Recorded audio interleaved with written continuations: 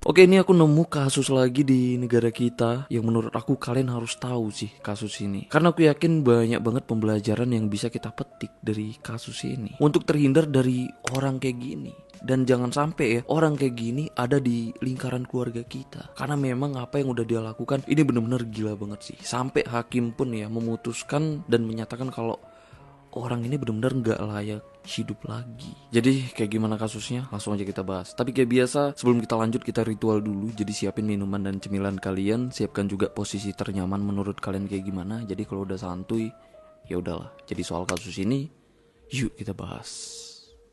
Jadi dia ini namanya Zuraida Hanum yang bermula berstatus sebagai janda beranak satu yang berasal dari Aceh. Yang mana dia ini itu mendadak jadi ibu-ibu elit. Karena di tahun 2011 dia nikah nih dengan Jamaluddin, seorang hakim yang bertugas di Pengadilan Negeri Medan, Sumatera Utara. Jamaluddin juga saat itu memang berstatus sebagai duda yang udah beranak dua. Setelah nikah mereka tinggal di rumah milik Jamaluddin yang berada di komplek mewah tuh yang ada di sana, yaitu komplek Royal Monaco tuh yang ada di kota Medan. Dari pernikahan ini mereka pun punya satu anak perempuan dan di sana mereka tinggal itu cuman berempat ya serumah, yaitu Jamaluddin, Zuraida, anaknya Zuraida dari pernikahan sebelumnya dan juga satu anak dari pernikahan mereka berdua. Sedangkan anak Jamaluddin dari pernikahan sebelumnya itu tinggal di luar kota karena memang udah gede ya. Karena ada yang udah bertugas sebagai dokter dan ada juga yang kuliah di Jakarta. Kesibukan Zuraida saat itu hanya sebagai ibu rumah tangga, ngurusin anaknya ya, kayak ibu-ibu pada umumnya tuh. Nah cuman saat itu Zuraida ini memang difasilitasin mobil mewah plus supir pribadinya untuk kebutuhan sehari-hari. Misalnya kayak ngantar anaknya sekolah, belanja, dan juga untuk survei bisnis kebun kelapa sawit. Karena saat itu Zuraida ini dimodalin suaminya nih untuk ngejalanin bisnis kebun kelapa sawit yang ada di Sumatera Utara. Jadi soal kehidupan mereka ya, awalnya kehidupan mereka itu terbilang bahagia karena mapannya kondisi keuangan mereka.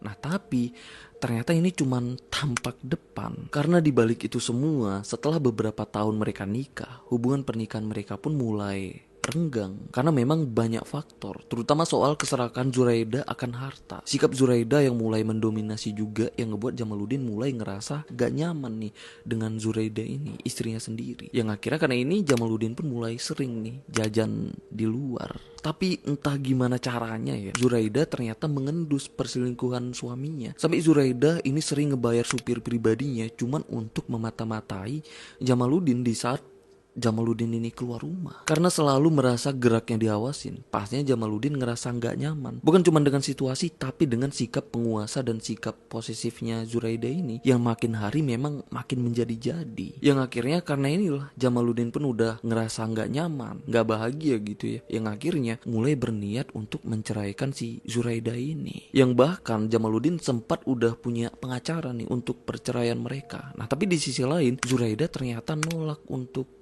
bercerai karena hubungan pernikahan mereka yang memang udah mulai rumit ya saat itu. Zuraida awalnya sering curhat nih dengan supir pribadinya yang dia suruh untuk memata-matai suaminya tadi. Sampai supirnya pun ngerasa risih, bahkan ketakutan nih dengan Zuraida ini. Karena Zuraida makin hari bukan cuma sekedar curhat soal suaminya, tapi udah nawar supirnya untuk ngebunuh si Jamaluddin ini, suaminya sendiri, yang memang langsung ditolak dengan supirnya. Yang sebenarnya dari sinilah Zuraida ini memang udah mulai berpikir, udah punya niat gitu loh untuk ngebunuh suaminya sendiri yang memang saat itu ya belum ada yang bisa ngebantuin dia. Tapi di tahun 2018 Zuraida mulai ketemu dan kenalan dengan Jeffrey yang seorang caleg gagal. Mereka ketemu di sekolah anaknya yang kebetulan saat itu anaknya Zuraida dan anaknya Jeffrey sekolah di SD yang sama. Nah jadi mereka kenalannya di sana tuh. Yang berawal dari nanyain masing-masing anaknya ya, sampai akhirnya Zuraida pun mulai aktif curhat soal konflik pernikahannya dengan suaminya nih ke si Jeffrey ini, yang ngebuat hubungan mereka jadi deket. Sampai akhirnya ya Zuraida pun ya selingkuh dengan si Jeffrey ini. Setelah setahun menjalani hubungan dekat dengan Jeffrey, bahkan hubungan mereka bukan cuma sekedar dekat ya, tapi lebih dari itu. Ya karena mereka ini memang udah beberapa kali bercocok tanam tuh saat itu. Ditambah saat itu Zuraida pun mulai berencana membangun hubungan serius nih dengan si Jeffrey ini. Tapi di sisi lain Zuraida justru nolak keputusan suaminya untuk cerai. Karena memang ada satu hal yang ditakutkan Zuraida ini kalau mereka cerai. Karena beberapa hari sebelum suaminya ini menceraikan dia, tepatnya itu di bulan November tahun 2019, Zuraida ini ketemuan nih dengan Jeffrey di Coffee Town, yang mana ini cafe yang berada di wilayah Ring Road Medan. Di sana Zuraida merencanakan untuk membunuh suaminya nih dengan si Jeffrey ini, dengan iming-iming kalau nanti suaminya meninggal, secara otomatis dia yang sebagai istri sahnya yang akan meneruskan harta suaminya, dengan syarat suaminya harus meninggal sebelum suaminya ini menceraikan dia gitu. Nah setelah suaminya meninggal, barulah Zoraida ini berencana menikahi Jeffrey. Dengan ajakan ini, Jeffrey juga yang memang rela berkorban demi Zoraida akhirnya menyetujui ini ajakan Zoraida ini untuk menghabisi Jamaluddin. Bahkan Jeffrey juga sampai mengusulkan adiknya nih yang bernama Reja Pahlepi, yang katanya itu bisa ngebantu mereka untuk mengeksekusi Jamaluddin. Karena si Reja ini saat itu kerjanya cuma sebagai penjaga warung yang memang butuh uang tambahan. Setelah itu besoknya mereka ketemu lagi nih di Coffee Town tadi. Nah kali ini Jeffrey bawa si Reja yang memang udah siap untuk ngebantu mereka. Yang emang di situ Reja ini memang sempet menanyakan secara langsung gitu ya ke Zoraida ini, apakah serius nih Zoraida ini mau benar-benar menghabisi suaminya sendiri. Zoraida pun memastikan kalau rencananya ini benar-benar serius. Katanya dia ngelakuin ini karena memang udah gak sanggup lagi dengan suaminya, karena suaminya sering main wanita. Katanya kayak gitu. Pokoknya Zoraida ini ngejelasin ke Reja seolah-olah Zoraida inilah orang yang dihianatin suaminya. Ya padahal dia pun selingkuh kan. Dan di situ Zoraida pun menjanjikan akan membayar 100 juta nih untuk si Reja ini kalau dia mau ngebantuin mereka. Bukan cuman itu, bahkan dijanjikan juga umroh loh untuk si Reja ini. Dengan tawaran itu Reja pun pastinya tergiur, yang akhirnya mereka pun di situ merencanakan mengeksekusi Jamaluddin secepat mungkin sebelum Jamaluddin ini menceraikan Zoraida tuh saat itu, yang memang udah dalam beberapa hari lagi. Dan di sini juga Zoraida ini modalin 2 juta nih untuk si Jeffrey dan Reja, ya untuk beli peralatan yang mereka butuhkan gitu ya untuk menjalankan aksinya. Itu kayak beli jaket, pakaian, sepatu, bahkan HP tuh dan kartu perdana yang rencananya itu bakal mereka pakai cuman sekali saat mereka beraksi gitu loh, supaya nggak ninggalin jejak yang bisa mengidentifikasikan mereka. Yang emang rencananya udah mateng banget nih. Dan semua rencananya emang diotakin Zoraida ini. Lalu di tanggal 28 November tahun 2019, tepatnya 3 hari sebelum perceraian harusnya terjadi nih, mereka bertiga pun benar-benar siap yang akhirnya menjalankan aksinya. Di hari itu, hari Kamis, tepatnya jam 6:45 sore, Zoraida jemput Jeffrey dan Reja tuh di pasar, titik dimana yang udah mereka janjikan untuk dijemput. Jam 7:10 petang mereka sampai di rumah Zoraida, sedangkan saat itu suaminya itu masih belum pulang kerja. Zoraida pun menyelundupkan mereka berdua masuk ke dalam rumahnya, lalu disembunyikan di lantai 3 rumahnya, tempat toren air. Di situ mereka nunggu perintah selanjutnya dari Zoraida yang niatnya akan mereka lakukan di tengah malam itu. Setelah itu Zoraida pun beraktivitas kayak biasa, siapin makan malam untuk suaminya sebelum suaminya pulang kerja. Sekitar jam 8 malam suaminya pulang. Mereka makan malam, setelah itu ya mereka santai-santai itu nonton TV di lantai 2 rumahnya. Nah sampai sini belum ada yang curiga loh dengan gerak-geriknya si Zoraida ini, karena memang Zoraida ini bener-bener tenang banget tuh saat itu. Terus di jam 9 malam kebetulan adiknya Zoraida ini datang, ternyata mau nginap di rumah mereka. Yang sebenarnya adiknya Zoraida ini memang biasa ya nginap di rumah mereka, yang memang selalu tidur di kamar tamu yang ada di lantai 1. Jam 10 malam Zoraida bawa anaknya yang paling kecil tidur di kamar mereka kayak biasa, karena anaknya yang paling kecil memang setiap malam tidur dengan Zoraida dan Jamaluddin ya di kamar mereka yang ada di lantai 2. Di situ Zoraida nidurin anaknya, sedangkan Jamaluddin baru nyusul tidur itu di jam 11 malam. Terus di jam 1 malam setelah suami dan anaknya tidur pulas ya di situ, barulah Zoraida ngasih perintah ke Jeffrey dan Reja kalau udah saatnya beraksi. Mereka pun turun ke lantai 2 masuk ke kamarnya Zoraida, dan disinilah mereka bertiga termasuk Zoraida ini langsung membekap muka Jamaluddin pakai bantal, ngebuat Jamaluddin itu nggak bisa bernapas, yang akhirnya memang berhenti bernapas. Dan pas mereka ngelakuin aksinya ini ya, sebenarnya anaknya Zoraida ini sempat kebangun nih. Nah tapi Zoraida itu langsung nidurin anaknya lagi, sampai akhirnya ya anaknya pun itu ketiduran lagi. Setelah Jamaluddin benar-benar gak bernafas lagi, Jeffrey dan Reja pun balik ke lantai 3, yang niatnya mereka berdua itu mau diantar pulang pas paginya, saat Zoraida melarikan Jamaluddin ke rumah sakit. Karena skenario yang mereka rencanakan seolah-olah Jamaluddin ini meninggal karena serangan jantung. Terus Zoraida panik dan melarikan suaminya ke rumah rumah sakit. Kayak gitulah skenarionya. Tapi setelah Reja dan Jeffrey di lantai 3, Zuraida baru sadar ternyata ada luka lebam di hidungnya Jamaluddin. Dia takut luka lebam itu bisa ngebongkar penyebab kematian yang sebenarnya. Karena ini Zuraida pun panik, mindahin anaknya tuh tidur ke kamar kakaknya ya. Setelah itu Zuraida pun nyuruh Reja dan Jeffrey turun lagi tuh ke lantai 2 untuk ngerubah skenarionya. Yang akhirnya setelah mereka bertiga putar otak, lagi-lagi Zuraida yang sebagai profesor skenario ya, nemuin ide nih yang mana rencananya ngebuat seolah-olah suaminya ini meninggal karena kecelakaan. Jam 4 subuh saat itu Zuraida udah ngegantiin baju Jamaluddin dengan seragam senam Jumat. Karena rutinitas Jamaluddin ini ya memang senam nih setiap Jumat pagi sebelum dia ini pergi kerja. Di jam 5 subuh Jeffrey ngebawa Jamaluddin nih pakai mobilnya si Jamaluddin ini yang memang selalu dia bawa pergi kerja. Dan sedangkan Reja itu bawa motor tuh ngikutin mobilnya beriring-iringan. Nah sedangkan Zuraida itu cuma di rumah ngasih mereka perintah. Tugasnya kayak gitu. Rencananya mereka mau ngebawa Jamaluddin ini ke Brastagi yang niatnya di sana lah mobilnya itu akan ditabrakkan. Tapi karena jalan ke Brastagi saat itu memang macet banget, Zuraida pun akhirnya ngasih aba-aba nyuruh mereka ini bawa ke kawasan kebun sawit yang ada di Kutalim Baru, Deli Serdang. Karena jalanan di kawasan kebun sawit di sana itu memang sepi banget. Mereka pun akhirnya ke sana. Dan di sana entah gimana caranya Jeffrey ini bisa ngebuat mobilnya keluar jalur dan nabrak pohon sampai mobilnya sehancur ini loh. Nah tapi Jeffrey ini sama sekali nggak luka. Saat itu mereka ini meletakkan mayat Jamaluddin itu di jok belakang mobilnya. Nah setelah itu ya udah mereka ninggalin Jamaluddin di mobil kayak gitu aja. Jadi seolah-olah Jamaluddin ini kayak ngalamin kecelakaan mobil gitu loh. Sedangkan di sisi lain Zuraida tetep tuh di rumah beraktivitas kayak biasa, nyiapin sarapan anaknya dan ngantar anaknya sekolah. Terus siangnya warga pun akhirnya nemuin nih mobil Jamaluddin yang udah dalam keadaan kecelakaan. Dan yang ngebuat warga kaget ya, ternyata di dalam mobil itu ada mayat. Yang mana warga pun akhirnya ngelapor kejadian ini ke polisi. Yang emang polisi pun langsung dateng dan ngecek ke lokasi. Dan di sanalah polisi langsung ngerasa janggal karena mayatnya Jamaluddin itu ada di bagian jok belakang mobilnya. Yang artinya ada orang lain kan yang mengemudikan mobilnya. Dan disinilah awal mula kejanggalan polisi yang yakin ya kalau kejadian ini ada pihak lain nih yang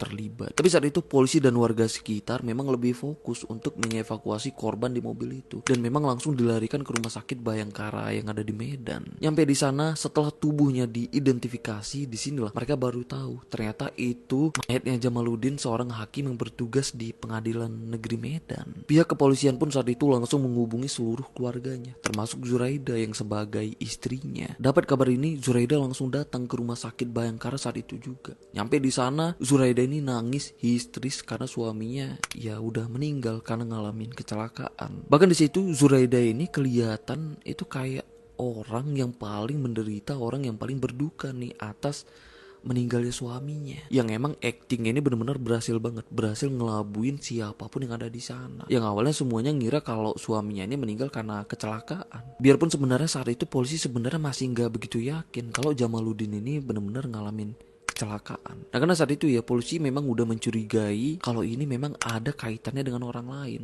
yang ngelakuin ini semua ke Jamaluddin ini. Karena saat ditemukan ya tubuhnya Jamaluddin memang ada di jok belakang mobilnya gitu loh. Nah berarti ada yang mengemudi mobilnya kan. Nah kalau memang pengemudi mobilnya pun sebagai korban dari kecelakaan ini, kenapa pengemudinya itu harus menghilang dan benar-benar nggak ada di tempat gitu loh. Yang mana ini kan aneh ya. Jadi disinilah polisi menyelidiki siapa yang mengendarai mobilnya. Biarpun saat itu polisi masih nggak curiga sama sekali dengan Zuraida ini yang sebagai pelakunya. Karena si Zuraida ini istri korban. Nah jadi Zuraida ini pun ya itu diinterview polisi, ditanya-tanya gitu ya soal kesaksian istrinya. Dan kesaksian dari Zuraida ini katanya di pagi itu suaminya itu sempat pamit tuh dengan dia kalau suaminya ini mau pergi senam pagi. Nah sekalian suaminya pun memang bilang kalau suaminya ini mau jemput orang di bandara Kuala Namu. Nah tapi Zuraida ini katanya nggak tahu siapa orang yang dijemput suaminya ini. Dan pengakuan Zuraida juga saat itu ya katanya dia memang gak curiga sama sekali saat suaminya ini pamit di subuh itu, karena itu memang rutinitas suaminya gitu loh, senam pagi setelah itu suaminya biasa langsung pergi kerja. Jadi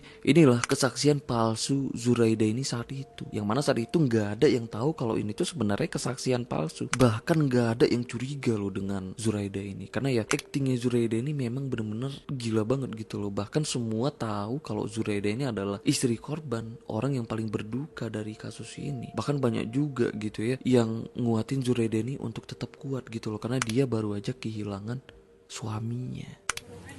Kasih minum dulu. Ada kuah, Bu. Ah iya.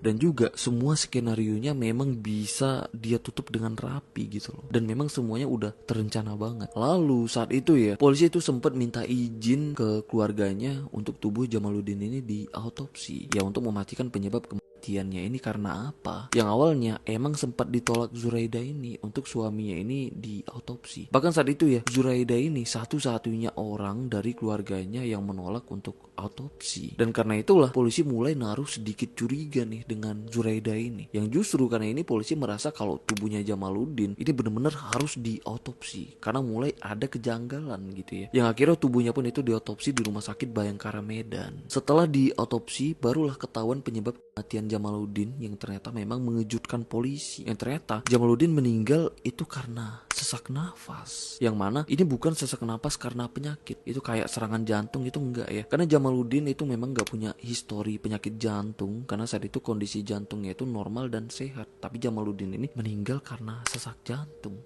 Nah, disinilah polisi tahu kayaknya ini ada pelaku yang melakukan ini semua. Apalagi setelah penyelidik makin dalam nih ya, menyelidiki melalui forensik, lagi-lagi di sini ditemuin fakta yang ternyata Jamaluddin itu udah meninggal 9 jam sebelum mobilnya ini ngalamin kecelakaan tuh di pagi hari itu. Akhirnya di situ polisi pun udah bisa memastikan ternyata Jamaluddin itu meninggal udah sejak tengah malamnya gitu loh, bukan di pagi itu karena kecelakaan. Disinilah polisi baru ngerasa janggal dengan kesaksian Zuraida tadi yang katanya kalau suaminya sempat pamit kan ke dia kalau suaminya nih mau senam di Jumat pagi itu. Karena ini polisi pun akhirnya memfokuskan nih penyelidikannya mengarah ke keluarganya sendiri, terutama mereka-mereka yang tinggal atau yang sedang ada di rumah itu saat kejadian. Yang mana di sana ada Zuraida, adiknya Zuraida dan juga kedua anaknya Zuraida ini. Nah, mereka semua diinterview polisi nih. Dan di sana polisi nanya ke mereka semua ya, kapan mereka ini terakhir kali ngelihat Jamaluddin. Dari semua pengakuan mereka, cuman pengakuan Zuraida inilah yang katanya kalau dia terakhir kali ngelihat suaminya itu pas suaminya pamit mau pergi senam di jam 5 subuh. Di sini Zuraida ini sebenarnya udah masuk perangkap nih. Karena benar-benar udah membuktikan ya kalau pengakuannya itu beda nih dengan hasil otopsinya. Pastinya polisi pun makin mencurigai Zuraida ini. Nah, tapi karena Zuraida seolah tahu ya polisi sedang mencurigai dia pun itu ngebuat alibi baru karena memang udah panik. Yang mana alibinya ya, saat itu Zuraida ini ngakuin ya kalau rumahnya itu sering banget diteror dengan orang-orang yang gak mereka kenal. Yang bahkan orang-orang itu sampai nabrakin gerbang mereka gitu loh, pagar mereka, sampai pagar mereka tuh katanya beberapa kali rusak karena aksi teror dari orang yang gak dikenal. Katanya kayak gitu. Tapi setelah kedua anaknya ditanya juga, mereka ini justru ngakunya kalau rumah mereka tuh gak pernah diteror, gak pernah ada orang yang nabrak pagar rumah mereka apalagi sampai rusak. Itu gak ada. Karena udah makin curiga ya, polisi pun itu meriksa rekaman CCTV rumahnya. Yang ternyata rekaman CCTV di malam kejadian ternyata udah terhapus. Yang pasti ini ngebuat polisi makin ngerasa aneh dan curiga lagi pastinya. Singkat cerita ya, jadi saat itu polisi pun akhirnya berhasil nih nemuin rekaman CCTV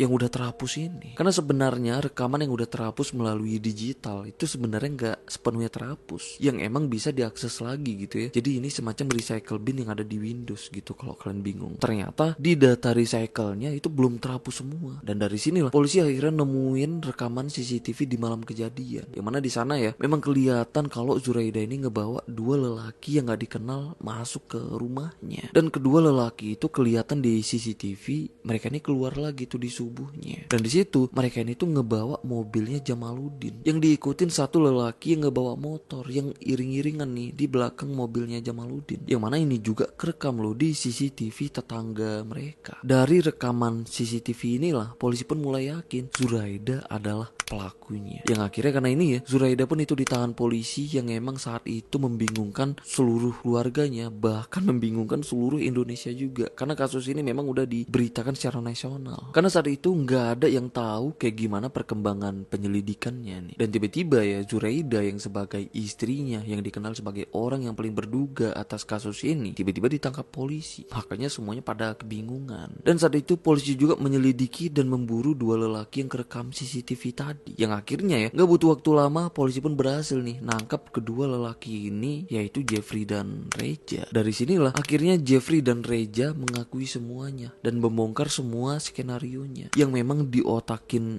Zuraida ini, yang emang mengejutkan seluruh Indonesia, apalagi keluarganya gitu ya, setelah mereka tahu ternyata Zuraida inilah otak dibalik meninggalnya suaminya sendiri. Bukan cuma itu, saat itu terbongkar juga nih alasan utamanya kenapa Zuraida ini ngelakuin ini semua. Yang mana ya, ini terbongkar bermula dari pengakuan pengacaranya Jamaluddin ini, yang ngakuin kalau Jamaluddin sebenarnya udah menggugat cerai Zuraida. Nah tapi ditolak nih dengan Zuraida ini dengan alasan kalau Zuraida ini nggak mau hartanya Jamaluddin ini dibagi-bagi ke anaknya Jamaluddin ini. Karena kalau mereka cerai, hartanya Jamaluddin itu akan dibagi-bagi tuh, terutama untuk anak-anaknya. Yang mana total kekayaan Jamaluddin ini sebesar 48 miliar loh. Yang intinya alasan Zuraida nolak cerai ya, karena pengen nerusin hartanya Jamaluddin ini seutuhnya, nggak mau dibagi-bagi gitu loh. Dan saat itu ya harusnya perceraian mereka ini terjadinya itu di tanggal 1 Desember. Karena inilah Zuraida pun sebelumnya buru-buru nih ngebunuh suaminya di tanggal 28 November sebelum suaminya ini menceraikan dia 3 hari yang akan datang tuh saat itu. Dan pengakuan Jeffrey juga yang ngakuin ya kalau dia ngebantu Zuraida karena memang udah dijanjikan akan dinikahin Zuraida ini dan menikmati harta Jamaluddin bersama-sama nih dengan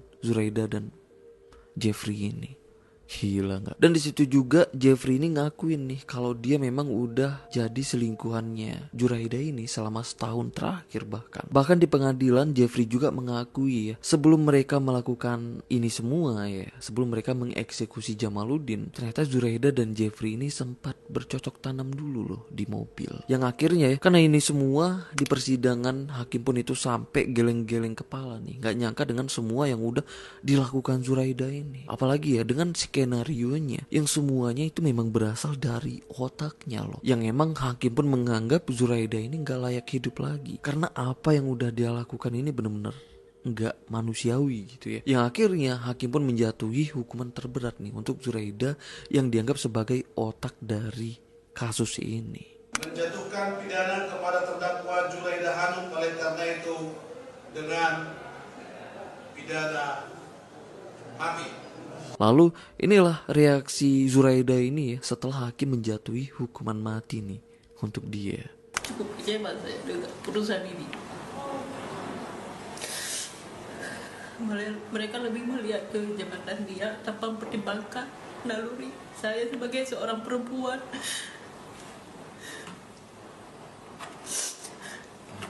Yang padahal mereka juga terlahir dari rahim perempuan, tapi mereka tidak bisa sedikit aja punya hati nurani.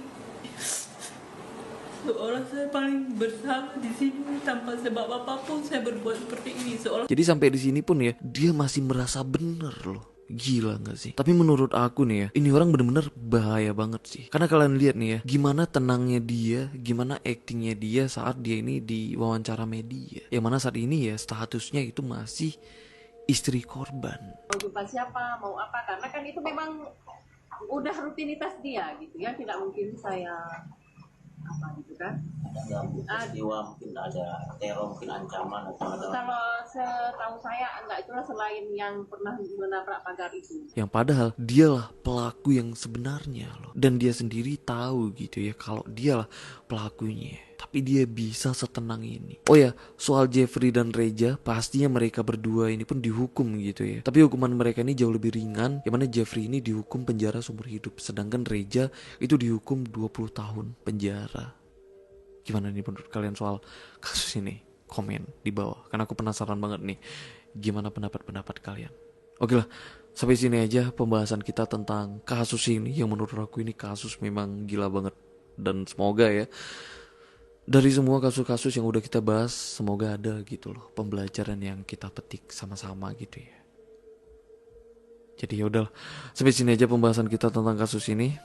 Aku Rizka Odiono.